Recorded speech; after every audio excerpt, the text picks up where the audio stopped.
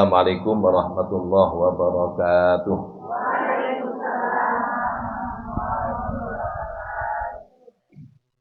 Alhamdulillah, alhamdulillah hadza ma khalaqa fis sama. Alhamdulillah hadza ma khalaqa fil ard. Alhamdulillah hadza ma baina dzalik. Alhamdulillah hadza ma huwa khaliq. Asyhadu an la ilaha illallah wahdahu la syarika lah wa asyhadu anna Muhammadan abduhu wa rasuluh. Allahumma salli wa sallim ala sayyidina Muhammadin wa ala alihi wa ashabihi ajma'in, amma ba'd. Ibu-ibu yang saya hormati, khususnya sahibul hajah, Bapak Kasdi dan Ibu mana? Ibu Kasdi. Oh, silakan. Yang semoga rumahnya diberkahi oleh Allah. Amin. Diberikan rahmat, diturunkan rahmat oleh Allah Subhanahu wa taala. Kita baca doa untuk mendoakan rumah ini, Ibu. Semoga Allah turunkan rahmat. Doanya bareng-bareng ya. Hadid darullah wa fiha ibadullah amirha ya Rabbi bijahik ya Rasulullah. Hadid darullah wa fiha ibadullah amirha ya Rabbi bijahik ya Rasulullah. Apa maksudnya?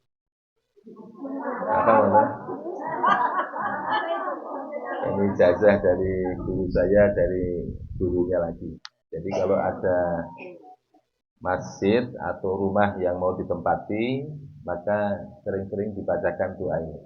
Insya Allah rumahnya diberkahi, dijauhkan dari segala macam musibah ataupun bencana ataupun yang lain-lain. Ya. Dan insya Allah dimakmurkan oleh Allah dengan keberkahan rumah. Nah, rumah yang berkah kalau suami istri hidupnya sakinah, mawaddah warahmah, anak-anaknya ahli birrul walidain kepada orang tuanya.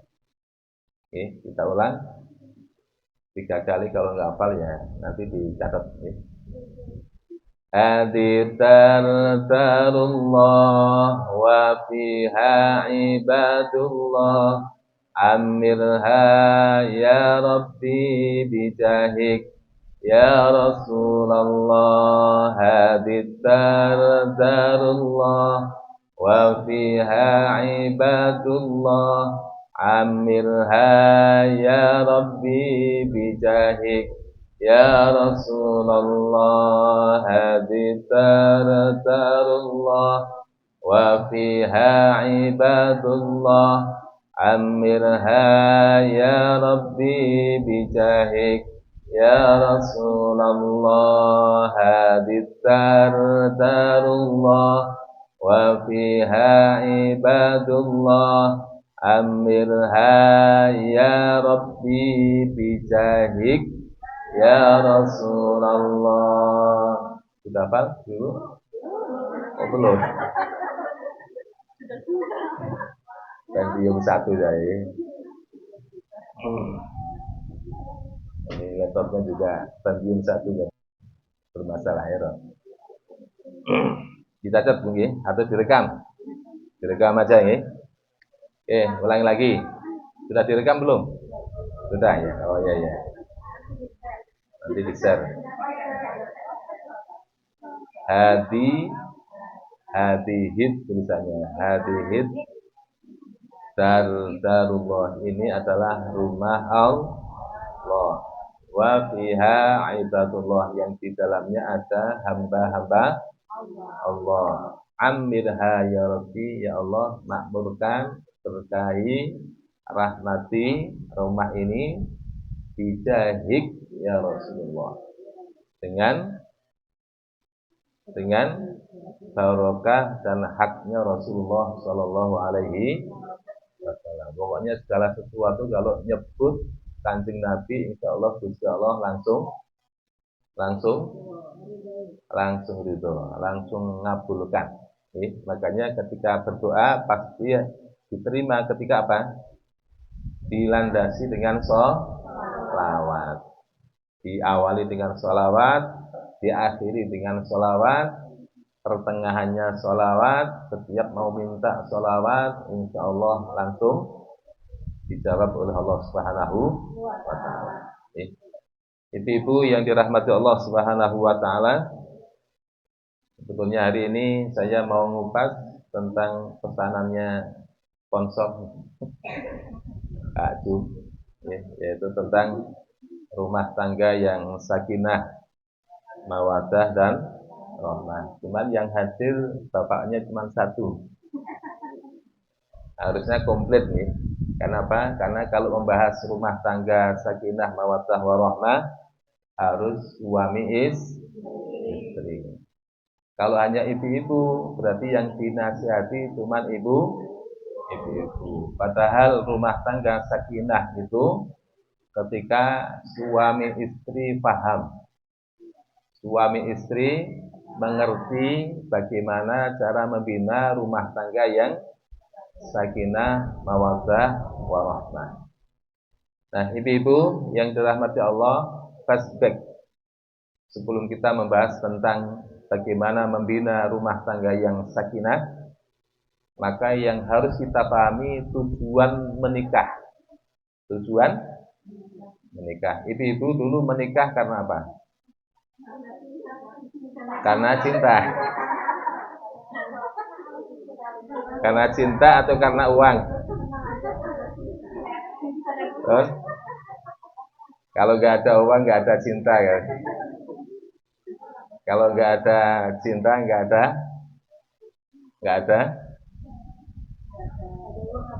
Kalau nggak ada uang, nggak ada cinta. Kalau nggak ada cinta berarti nggak akan disayang. Kalau nggak disayang berarti abang ditendang.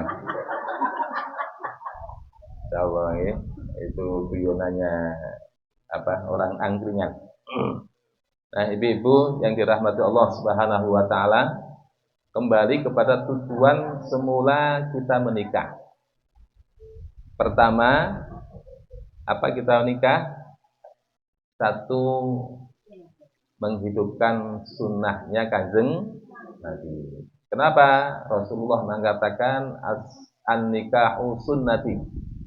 Nikah itu adalah sunnahku. Wa barang siapa yang membenci sunnahku, maka dia falaisa minni, tidak termasuk daripada umatku.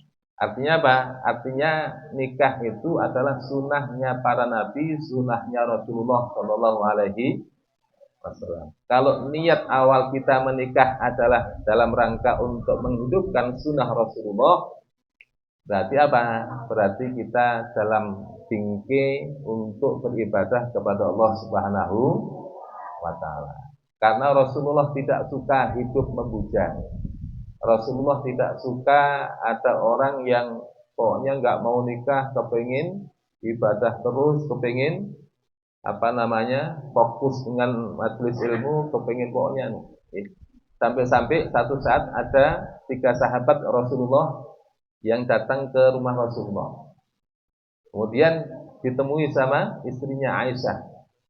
Nah, 3 orang ini bertanya kepada Aisyah, ya Ummahatul Mukminin, wahai Aisyah, saya mau tanya, Rasulullah itu kalau malam hari gimana ibadahnya? Ya, Rasulullah ibadahnya malam hari nggak usah ditanya. Kalau sholat tahajud 1 rakaat bisa baca surah panjang. Ada sahabat Nabi yang mencoba untuk jadi makmum sholat malamnya Rasulullah. Diduga Rasulullah sholatnya nggak lama. Begitu baca surah Al-Baqarah Rasulullah, kemudian apa? Ternyata 1 juz. Setelah 1 juz ditunggu, masih berlanjut lagi. Ternyata sampai selesai surah Al-Baqarah sahabat ngira apa? Terus nanti setelah Al-Baqarah pasti rukuk. Ternyata apa? Selesai surah Al-Baqarah masih berlanjut Ali Imran. Wah, ternyata belum rukuk juga. Terus setelah selesai Ali Imran, pasti ada Rasulullah akan rukuk. Ternyata apa? Selesai surah Ali Imran, langsung Rasulullah berlanjut ke surah An-Nisa. Kemudian sahabat tadi nggak kuat, langsung munfarid, langsung metal mundur, menyerah. Kenapa? Karena nggak kuat berdirinya. Nah, Rasulullah sekalipun sholatnya lama, makanya oleh istrinya Aisyah, ya Rasulullah, karena masih engkau begitu sholat malamnya lama sekali sampai kakinya bengkak-bengkak. Toh engkau sudah dijamin oleh Allah diampuni dosanya dan dijadikan oleh Allah ahli surga, surganya surga terus penghulu para nabi dan rasul. Maka Rasulullah mengatakan, ya Aisyah, tidakkah saya bangga menjadi hamba Allah yang pandai bersyukur kepada Allah Subhanahu wa ta'ala. Jadi sholatnya Rasulullah adalah sholat untuk bersyukur. Sholat karena syukur kepada Allah, karena dikaruniai sekian banyak keutamaan yang tidak diberikan kepada manusia manapun, bahkan termasuk makhluk manapun. Jadi wajar kalau kemudian Rasulullah sujudnya banyak, rukuknya banyak, kalau sholat lama. Tapi sekalipun demikian, Rasulullah tetap memperhatikan hak-haknya istri di malam hari. Sampai sahabat tadi, kalau begitu, ya kalau Rasulullah maklum. Maka si sahabat tadi bersumpah, demi Allah, saya tidak akan tidur malam suntuk, hanya beribadah kepada Allah. Kemudian sahabat yang satunya mengatakan, saya tidak akan makan di siang hari, pokoknya saya selalu puasa terus menerus. Untuk apa? Untuk nyanyi Rasulullah. Yang satunya lagi, saya tidak akan menikah, akan saya sibukkan umur saya habiskan umur saya untuk beribadah kepada Allah. Nah, Rasulullah dari dalam kamar dengar percakapan tiga sahabat tadi. Kemudian Rasulullah keluar. Jangan begitu. Saya itu orang yang paling bertakwa dan paling takut kepada Allah. Tapi ya kadang puasa, kadang enggak. Kadang tahajud, ya saya tunaikan hak istri saya, ya enggak semalam suntuk kemudian enggak tidur. Saya juga tidur. Saya juga nikah, bahkan istri saya bukan hanya satu. Nah, kemudian artinya apa di situ? Artinya bahwa Rasulullah Shallallahu Alaihi Wasallam menegur dan tidak menyukai kehidupan seseorang tanpa ada pendamping di sisi. Kenapa? Ibaratnya ibu, manusia itu kan makhluk yang dititipi oleh Allah. Ghoriyatun nau. Apa ghoriyatun nau? Nafsu biologis. Gitu. Apalagi masih muda. Nah, harus disalurkan. Kemana nyalurkan? Ya ke pasangan yang resmi sah, gitu ya. Sebab kalau ini tidak disalurkan, akan terjadi penyakit macam-macam. Menurut ahli medis kedokteran, salah satu penyebab kanker prostat itu ibu-ibu, ketika yang harusnya sudah dikeluarkan tidak dikeluarkan. Yang harusnya sudah melakukan hubungan suami istri dalam satu, makanya di kitab Ihya Ulumuddin, kewajiban seorang suami setiap kali satu masa suci seorang istri harus ngumpuli satu kali minimal, syukur lebih dari satu kali. Semakin sering semakin sakinah, semakin sering semakin bagus hubungannya.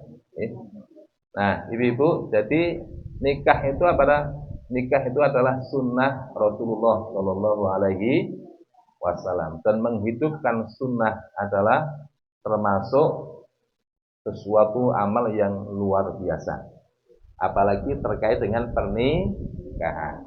Rasulullah mengatakan an-nikahu nisfuddin, nikah itu, berumah tangga itu adalah separuh agama. Ada orang bujangan belum pernah nikah, ibadahnya top, malam nggak tidur, siang puasa, baca Quran, dakwah, jihad dan sebagainya, tapi nggak nikah, masih dimaklumi. Kenapa? Belum banyak ujian dan cobaan. Dan ibadah yang paling lama, ibadah yang paling langgeng, paling lama waktunya adalah nikah. Kalau sholat paling cuma 5 menit, 10 menit. Kalau puasa ya paling dari subuh sampai maghrib. Setelah itu boleh makan. Dan tidak mungkin ibu-ibu puasa terus-menerus gitu. Tapi kalau menikah itu sampai kita meninggal, dari mulai angkah tuka, wazawwaj tuka, mahtubatakal masurah, dengan mahar sekian, kemudian diterima oleh pengantin laki-laki, qabil tu nikahaha wa tazwijaha, dari mulai detik itu ibu-ibu sebagai istri dari seorang laki-laki sudah masuk ke rumah tangga, dan itu sudah dinilai ibadah oleh Allah Subhanahu wa taala. Dan ketika terjadi akad nikah itu, maka iblis setan nangis. Kenapa nangis? Karena tidak berhasil membuat kehidupan kita jatuh ke dalam perbuatan zina. Karena satu-satunya hubungan yang disahkan oleh Islam, dan itu adalah merupakan pahala yang besar, kecuali hanya nikah. Tidak boleh berbuat zina. Yang pertama. Yang kedua, niatnya nikah untuk apa? Untuk mempunyai keturunan, memperbanyak umatnya Kanjeng Nabi. Karena Rasulullah senang kalau nanti di akhirat punya umat yang jumlahnya banyak, miliaran, dan itu menjadi kebanggaan bagi Rasulullah Shallallahu Alaihi Wasallam. Jadi beliau nanti akan membanggakan di hadapan para nabi dan rasul. Ibaratnya apa? Ibaratnya ustadz atau kiai punya santri yang jumlahnya ribuan jutaan, makin banyak makin senang.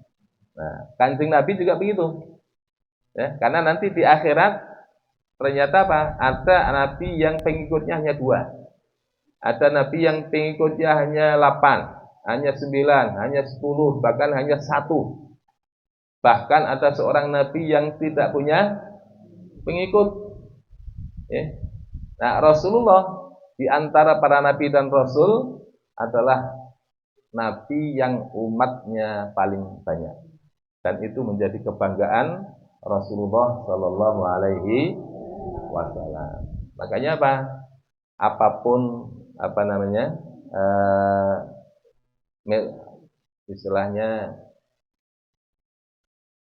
kelompok apapun dari kalangan umatnya Rasulullah, karena ada yang ahli maksiat, ada yang ahli ibadah, semuanya adalah umatnya Kanjeng Nabi. Sampai yang ahli maksiat pun nanti oleh Rasulullah akan dikasih syafaat. Orang-orang yang berbuat dosa besar, mabuk, selama dia mati dalam keadaan masih membawa iman, masih meyakini kalimat la ilaha illallah Muhammadur Rasulullah, dan dia belum menyatakan keluar dari Islam, masih bersyahadat dengan syahadat itu, maka dia berhak mendapatkan syafaat dari Kanjeng Nabi. Makanya kita tidak boleh menghina, meremehkan, merendahkan umatnya Rasulullah walaupun dia ahli maksiat. Umpamanya nih, ada orang bekas dari kilo 10. Nah, kalau sudah masuk kilo 10 berarti apa? Berarti kan konotasinya mesti ya. Terus dia kembali tobat hidup di tengah masyarakat. Terus kemudian kita memandang dengan pandangan hina, merendahkan. Itu di kilo 10. Enggak tahu sudah berapa kali melayani tamu. Itu tidak boleh. Ya. Harus ditutupi karena kita sendiri juga tidak tahu selama di kilo 10 ngapain. Ya kan? Harus ditutup. Dan Rasulullah tidak suka, bahkan Allah sendiri tidak suka ketika apa?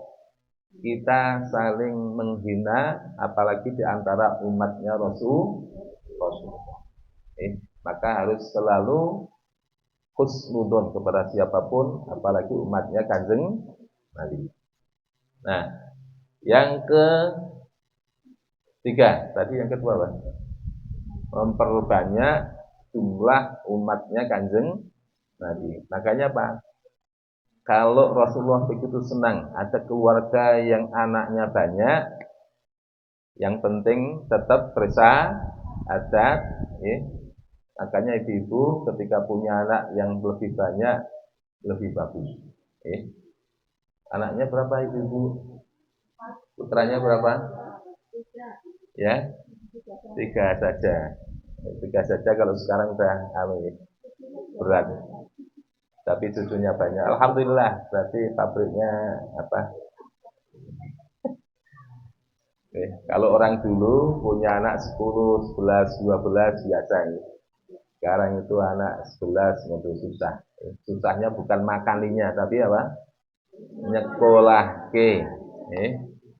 Karena nggak sekolah berarti ketinggalan zaman. Kalau orang dulu yang penting apa? Yang penting apa? Makan, minum, ya kan? Yang penting ngaji sudah. Kalau sekarang kan harus sekolah.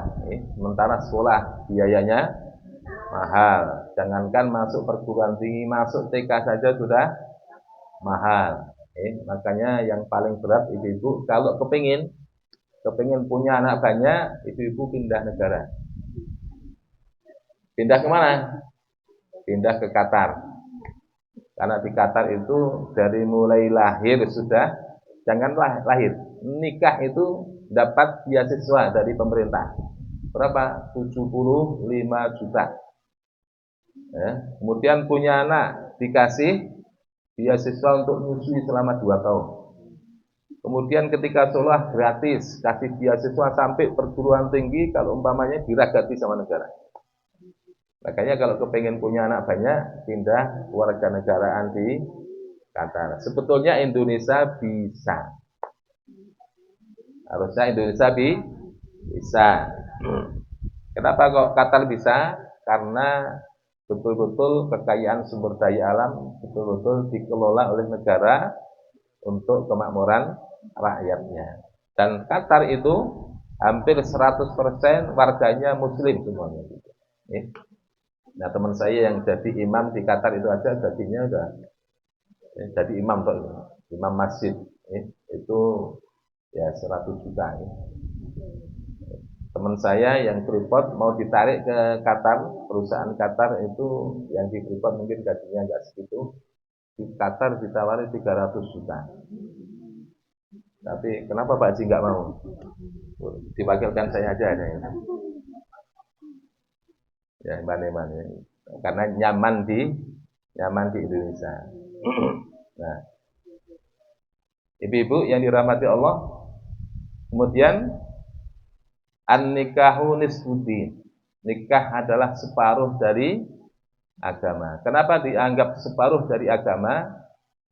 Karena tadi itu hampir seluruh kehidupan kita itu hidup dalam rumah tangga. Makanya Al-Quran mengatakan nikah itu seperti mitsaqun ghalidho. 2 kalimat yang dipakai oleh Allah dengan mengatakan mitsaqun ghalidho, salah satunya adalah pernikahan. Kenapa disebut mitsaqun ghalidho? Ikatan yang kuat, perjanjian yang kuat.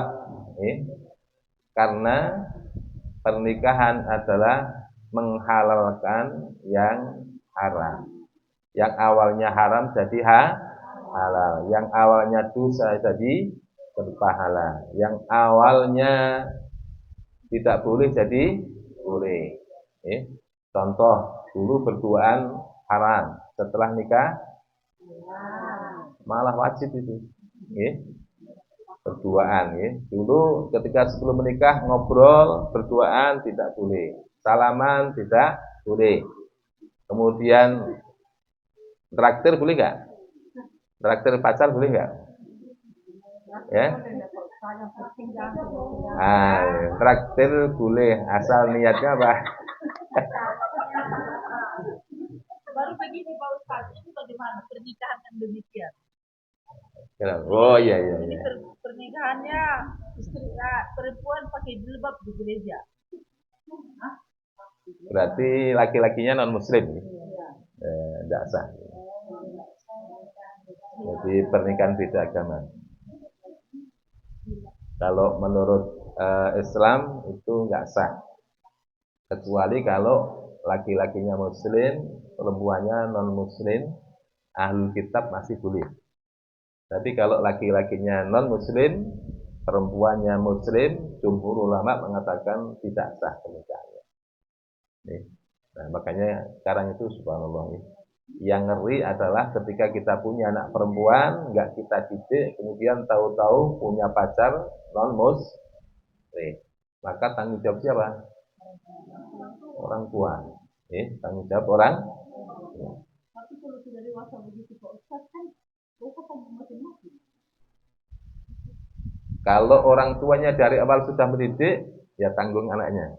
Tapi kalau orang tuanya dari awal tidak mendidik anaknya tentang akidah, tentang syariat, kemudian tentang apalagi tidak pernah memantau pergaulan anak perempuannya, ia membebaskan anak perempuannya untuk memilih siapa yang jadi pasangannya, berarti apa? Berarti tanggung jawab orang tua itu. Tapi kalau dia sudah mendidik dengan baik, kemudian mengarahkan anak menjadi anak yang solihah, paham agama, tidak mungkin anak kita menikah dengan laki-laki non muslim karena paham agama. Kalau dia menikah dengan laki-laki non muslim berarti tidak paham agama. Makanya ibu-ibu punya anak perempuan itu kalau orang Jawa mengatakan mungsuh mungguing cangkoan. Pak Gasi. Mungsuh mungguing cangklaan maksudnya apa? Musuh dalam ketiak. Musuh dalam selimut. Maksudnya apa? Ditekem terus nggak berkembang, disuruh di rumah terus nggak berkembang. Kalau dilepas, bahagia. Kayaknya tasdid, bahagia. Nah, kenapa? Karena kalau dilepas begitu, tanpa kita bekali dengan pendidikan yang baik, tanpa kita bekali dengan norma-norma agama, mereka akan lepas dan kemudian di luar banyak singa dan harimau serta buaya darat. Rayuannya kan luar biasa nih. Sekarang. Belum lagi sekarang sudah ada medsos. Subhanallah, itu sulitnya luar biasa mengawasi anak-anak. Nah, disebut nisfuddin, separuh dari agama karena hampir kehidupan kita sehari-hari pasti bersama anak, bersama istri bersama suaminya, suami bersama istri, dan di situ akan banyak ujian yang diberikan oleh Allah Subhanahu wa taala. Kadang-kadang sebuah rumah tangga akan diuji melalui suaminya. Istrinya sudah soleh, tapi suaminya tidak soleh, salah milihnya. Ujian. Caranya, kalau sudah begitu. Nah, kalau sudah begitu, dalam rumah tangga, dalam hidup cuma dua, sabar dan syukur. Syukur dan sabar. Kadang-kadang syukur, kadang-kadang sabar. Syukur kenapa? Alhamdulillah suami saya gajinya 100 juta per bulan. Walaupun jarang ke masjid. Tapi doakan ibu-ibu ya.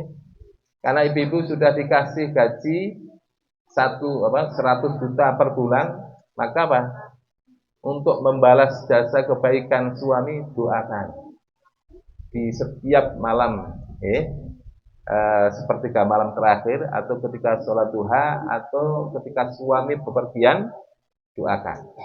Untuk apa?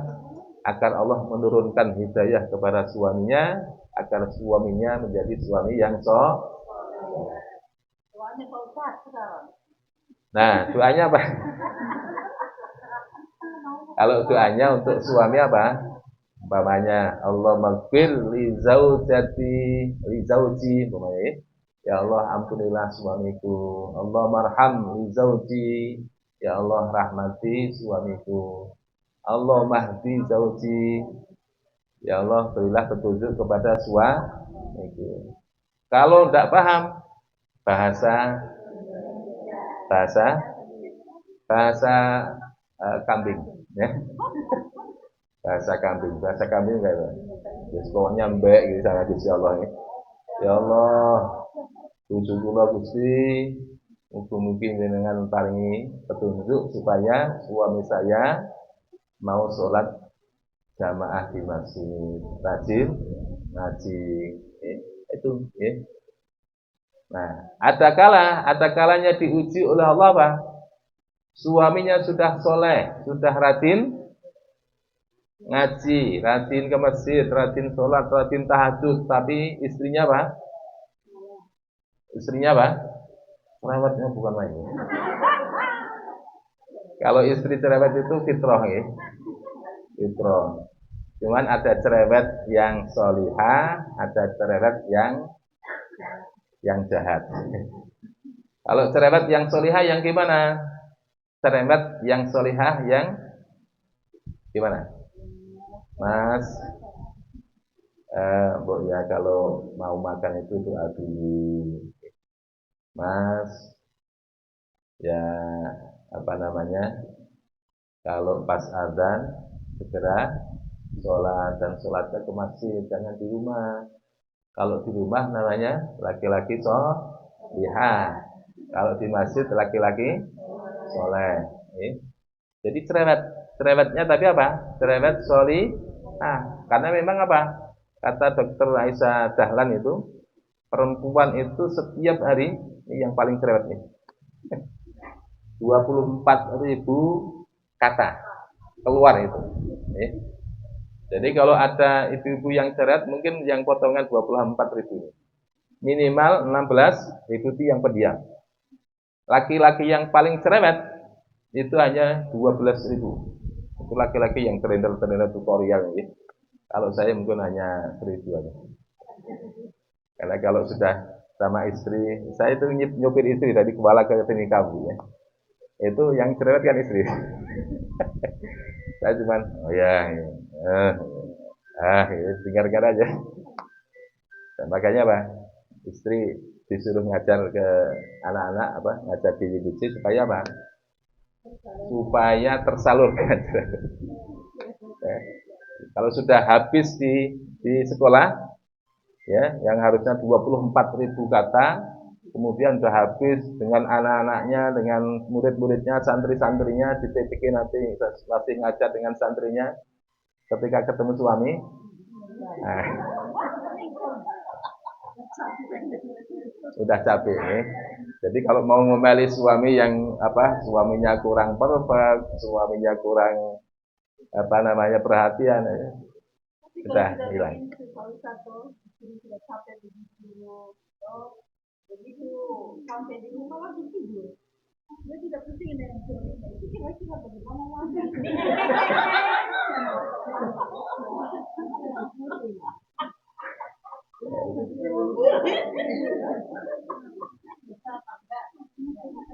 Kalau kita kecil sampai di rumah toh, sedangkan suami mungkin belum makan kah, apa ya, kita tidak pusing jangan memang nggak tenang.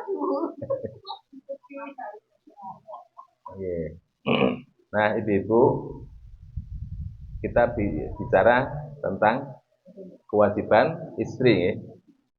Kewajiban istri. Apa kewajiban istri kepada suami? Ini yang harus dipahami supaya, karena ini yang hadir hanya ibu-ibu, bukan bapak. Kalau bapak kan hanya Pak Kasih. Nah, Rasulullah mengatakan idza shallatil mar'atu khamsaha wa shamat sahraha wa ata'at zawjaha wa hafizat farjaha dakhalatul jannah. Siapapun seorang perempuan yang dia menjaga sholat 5 waktunya, kemudian menjaga puasa Ramadan, kemudian taat kepada suaminya, menjaga kehormatannya, dakhalatul jannah, pasti masuk surga. Bahkan di hadis yang lain disiapkan oleh Allah suruh masuk surga melalui 8 pintu mana yang dia mau. Artinya apa? Untuk menjadi wanita solihah ahli surga, ahli jannah, syaratnya cuma 4 itu. Syaratnya cuma 4. Sholatnya terjaga, puasa Ramadannya dilaksanakan dengan baik, kemudian taat sama suami, menjaga kehormatan diri, dan menjaga harta suami, menjaga kehormatan dirinya, plus menjaga harta suami. Artinya ketika jadi istri, ketika dikasih belanja oleh suami tidak boros, dikit-dikit belanja, ya. Kemarin baru ke mall lagi, baru ke mall lagi. Pamit mas mau belanja, ya. Besoknya pamit lagi belanja. Namanya apa? Istri suka belanja, enggak bagus. Jadi harus betul-betul apa? Harta suami yang dititipkan, yang diberikan dijaga, dan juga menjaga kehormatan diri. Nah, insya Allah ibu-ibu, kalau masalah sholat, apalagi sholat tahajud, apalagi puasa Ramadan, puasa sunnah, bapak-bapak, para suami kalah. Betul ya? Ibu-ibu suka puasa Senin, Kamis. Bapak-bapaknya malas. Ibu-ibu ahli tahajud, suami ngorok. Gitu? Tapi yang paling berat bagi seorang istri, walaupun dia sudah jadi ustazah, walaupun dia sudah kadang-kadang hadir di majelis taklim di mana-mana, atau mungkin sudah pendidikannya tinggi, sudah doktor, apalagi tambah kaya, satu yang paling sulit ibu-ibu, apa?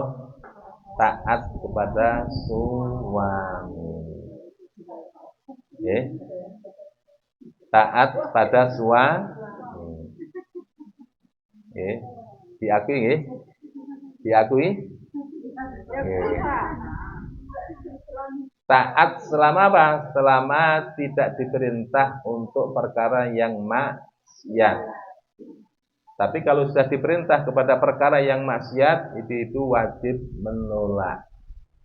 Nah, ketaatan kita ibu-ibu kepada para suami, suami-suami kita itu, bukan karena suami sugih, bukan karena suami ahli ibadah, bukan karena suami soleh, bukan karena suami punya pendidikan tinggi, atau karena suaminya ganteng. Tapi pastikan ibu-ibu, ketika kita taat kepada suami adalah karena atas perintah Allah. Bahkan di saat ibu-ibu awal membangun rumah tangga, bukan atas dasar semata-mata cinta, bukan sekedar atas dasar semata-mata mawaddah. Mawaddah itu cinta, ya bisa jadi karena apa? Cinta karena fisiknya cantik atau ganteng, atau mungkin cinta karena hartanya, atau cinta karena pokoknya hal-hal aksesoris. Karena semua cinta yang didasarkan oleh yang bersifat material itu semuanya tidak langgeng. Kan nggak langgeng ya. Dulu waktu masih menikah nih, wayu banget nih. Ya, kulitnya putih kayak upo.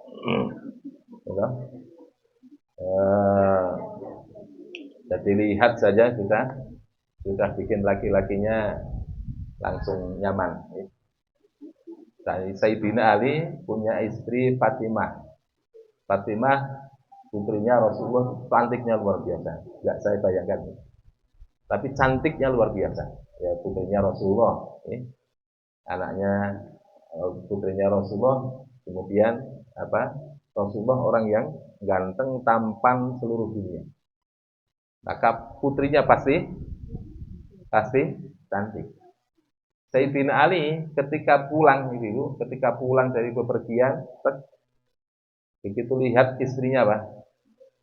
Semua masalah problem yang ada di luar hilang. Ketika lihat istrinya, wajah istrinya, karena solehnya, karena kecantikannya langsung hilang. Dan Sayyidina Ali, kalau sudah lihat istrinya begitu, sering keluar madhi. Apa madhi? Madhi itu air bening yang keluar dari kemaluan. Itu biasanya karena ada rangsangan. Nah, Sayyidina Ali mau tanya kepada Rasulullah, mertuanya malu.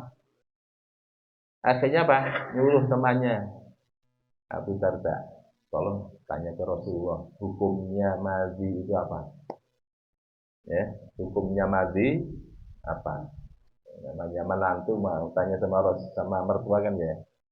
Ini kok sering keluar mandi, apalagi satu rumah mulai ini menantu kok mandi terus, baru berapa jam mandi, baru apa malam hari yang mandi ketahuan.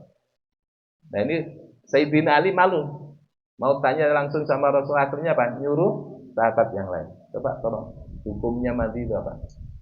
Kata Rasulullah, hukumnya mandi najis. Karena najis maka cukup dicuci, tidak perlu mandi besar.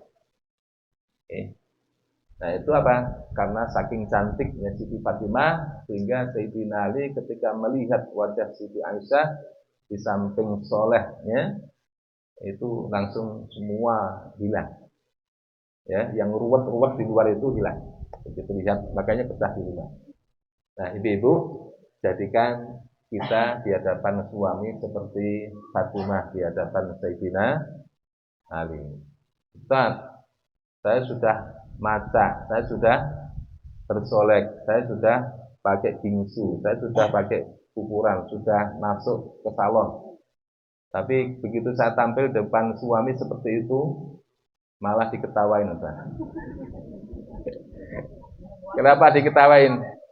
Janur gunung ya. Janur gunung. Oh,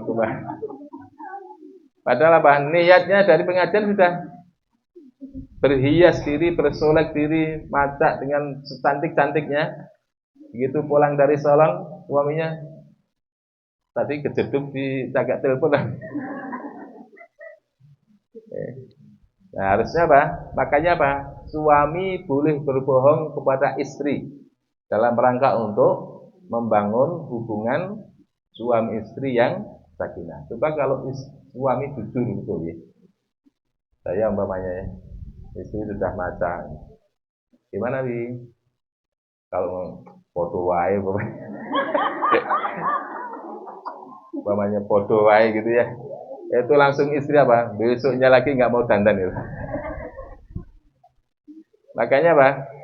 Suami harus pandai-pandai berbohong dalam hal urusan seperti ini. Ya. Tapi kalau bohong yang lain ya. Tapi berbohong dalam urusan memuji. Ya. Umpamanya nih, pujian seorang suami kepada istri. Subhanallah, saya tidak melihat wanita sebaik istriku. Ya. Saya tidak pernah melihat wanita yang paling sabar kecuali istriku. Waduh, itu istri kalau udah dipuji begitu itu kan langsung gini ya. Kalau diukur ya. Ya.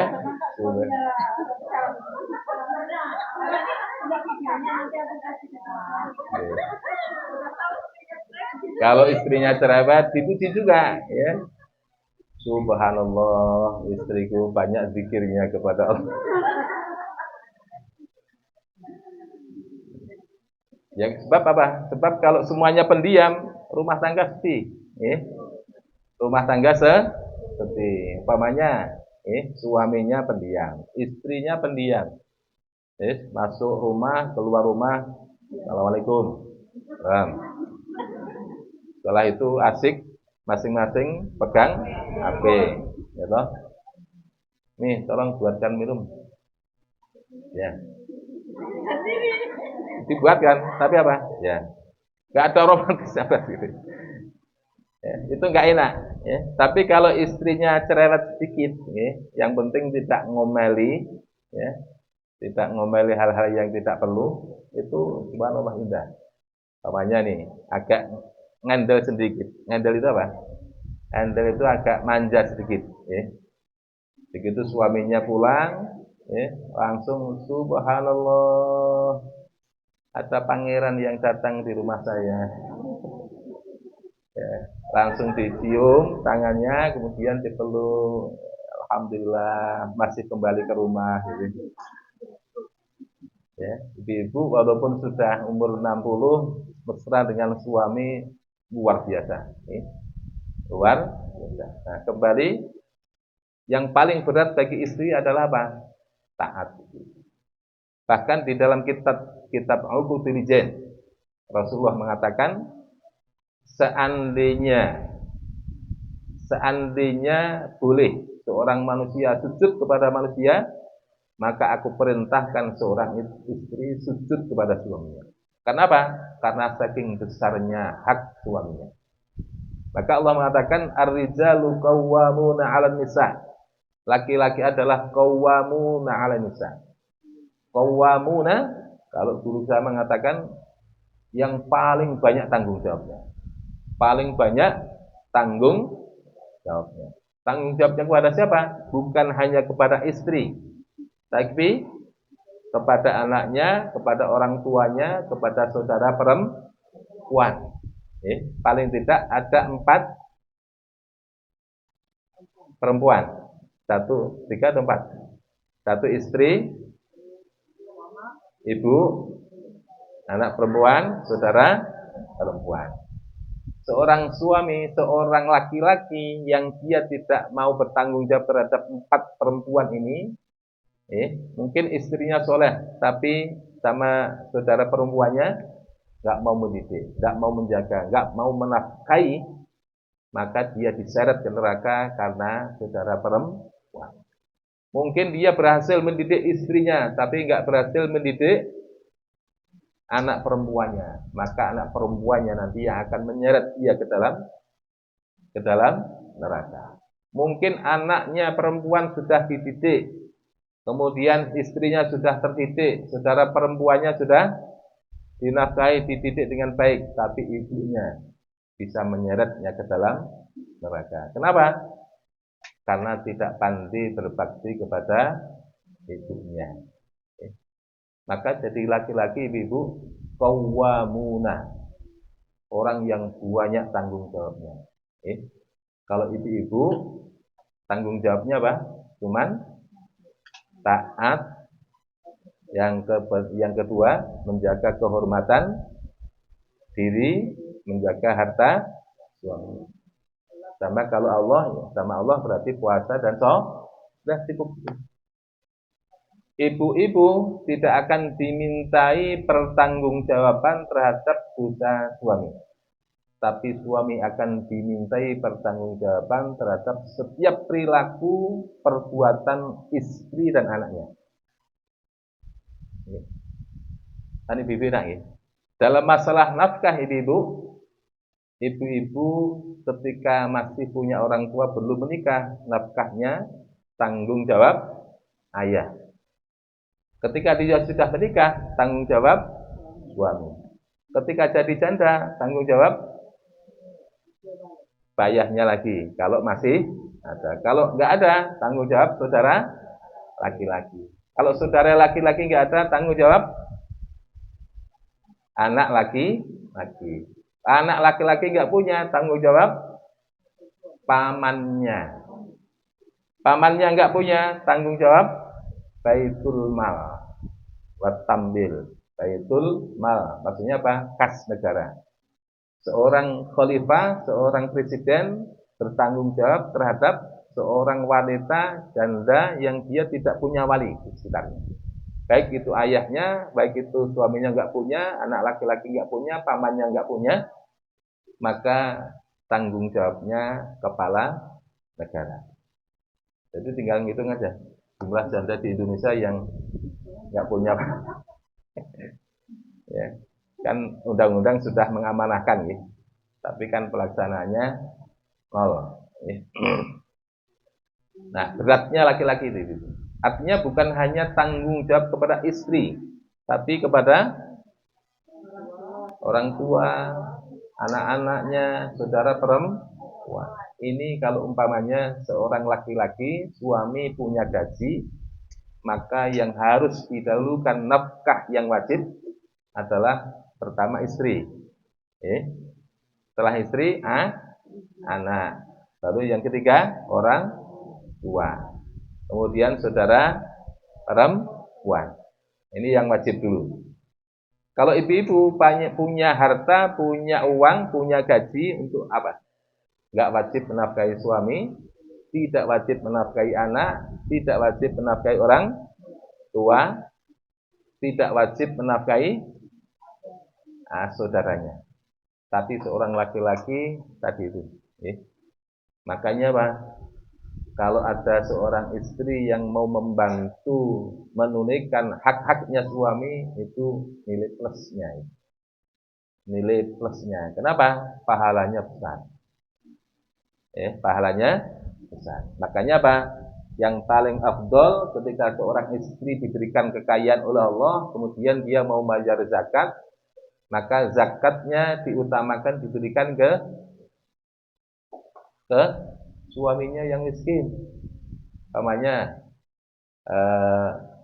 istrinya juragan, suaminya tukang becak, atau tukang ojek, atau pokoknya penghasilannya kurang, apalagi jadi imam masjid, itu kan gajinya kecil. Sementara istrinya pegawai Pemda, terus mau bayar zakat. Setelah dihitung-hitung, dikeluarkan zakat 10 juta. Diberikan ke siapa? Yang paling besar pahalanya dan paling afdol ke suaminya. Sementara suami kalau bayar zakat tidak boleh diberikan kepada istri. Kenapa? Kalau ke istri akotnya adalah nafkah, tapi kalau ke suami akotnya adalah sedekah. Sedekah sifatnya sunnah, tapi kalau zakat sifatnya wajib. Oleh karena itu apa? Sedekah ke mertua, kalau suami ke mertua wajib atau sunnah? Sunnah. Ke orang tuanya wajib. Tapi sebaik-baik suami adalah yang ketika dia mau bersedekah, maka memperhatikan kerabat dekatnya. Siapa kerabat dekatnya? Mertua.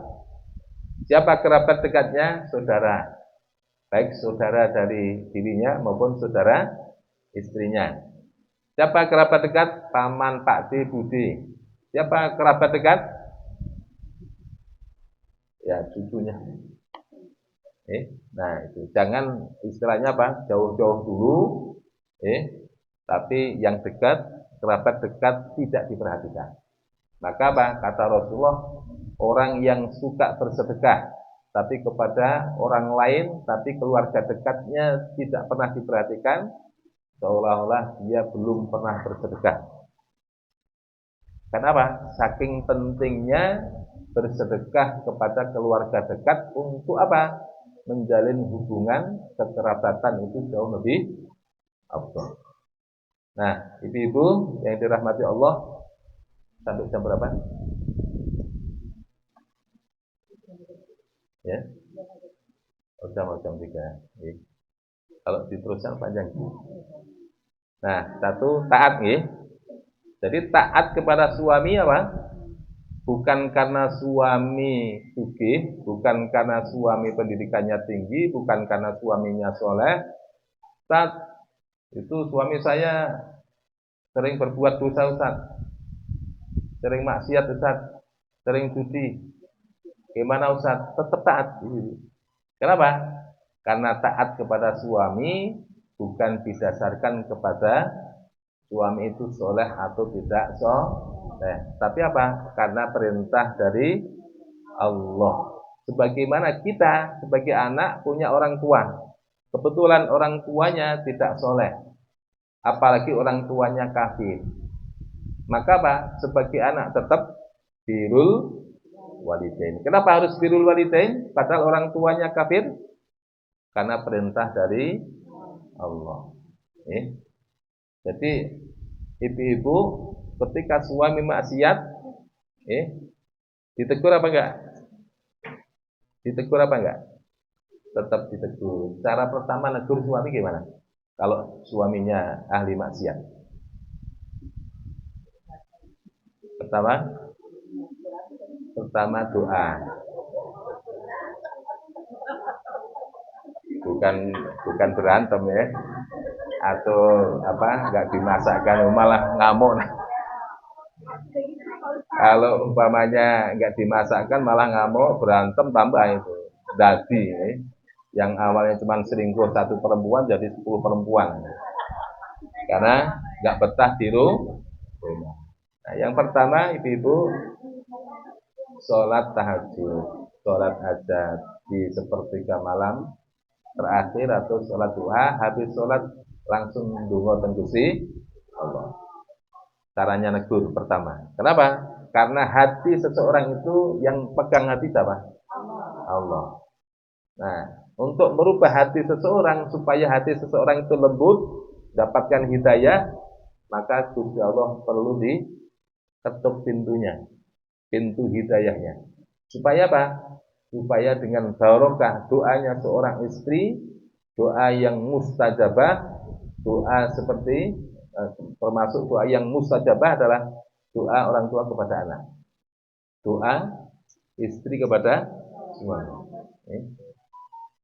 Nah, setelah doa, yang kedua adalah apa?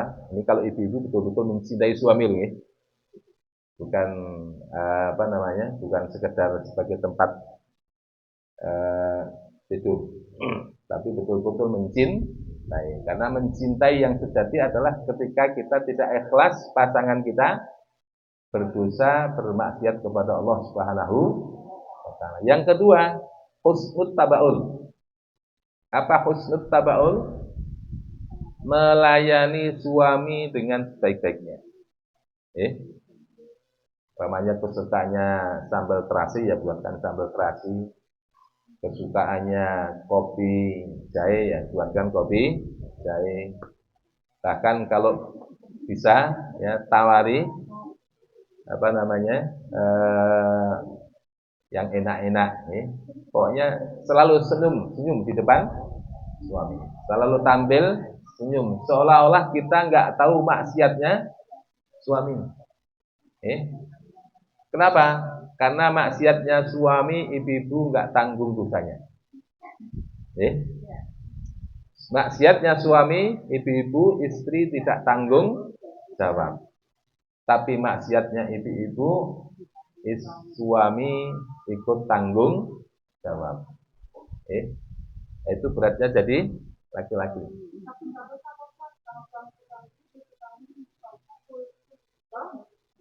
Nah, kalau mukul sudah KDRT ya. Nah, kalau sudah KDRT, satu, seorang istri diperbolehkan minta cerai. Ya.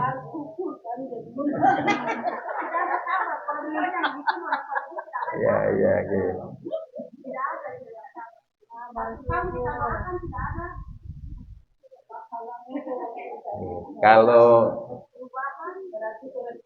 seorang istri boleh minta cerai satu ketika suami melakukan KDRT. Yang kedua, suami impoten. Yang ketiga, suami tidak bisa memberikan nafkah lahir selama 4 bulan. Atau suami gila. Atau suami murtad. Nah, itu ibu-ibu boleh minta cerai. Tapi kalau bukan karena alasan ini kemudian minta cerai, maka Rasulullah mengatakan si perempuan itu tidak akan mencium baunya surga. Tidak akan mencium baunya surga. Ya, kalau tidak ada alasan. Tapi kalau tidak ada alasan boleh, boleh. Hanya boleh, tidak sunnah, tidak wajib. Kenapa? Karena memang ada orang yang tidak kuat dengan ujian suami yang begitu. Tapi ada orang yang kuat. Saya punya teman, saya punya teman. Kebetulan Gus, tapi Gus ini agak rada apa namanya, ya bebal juga. Maksudnya senang judi. Tapi belanja ke istri dikasih. Padahal istrinya apa? Hafidhoh, anaknya kiai juga. Waktu itu ketemu di Surabaya. Nah, tetap sholat tapi suka judi, ya, kerjanya apa namanya bisnis mobil. Tapi kalau sudah dapat judi. Tapi istri tetap dikasih jatah nafkah. Dan istri tahu, mertuanya juga tahu kalau dia suka judi. Tapi mertuanya hanya bilangin ke anaknya perempuan, no, kamu harus sabar dan tidak perlu marah-marah sama suami. Cukup kamu doakan, cukup kamu apa namanya layani dengan sebaik-baiknya. Urusan dia berbuat dosa, berbuat judi, urusannya dia. Yang penting urusan kamu taat, kemudian husnul tabaul selesai. Kecuali kalau dia sudah KDRT atau sudah selingkuh, sabar aja, sabar. Ya subhanallah, istrinya sabarnya luar biasa. Padahal hafizah. Tapi dikasihnya itu sama suami apa? Dikasih nafkah. Itu dapat bukan? Ya, wallahu alam. Yang jelas,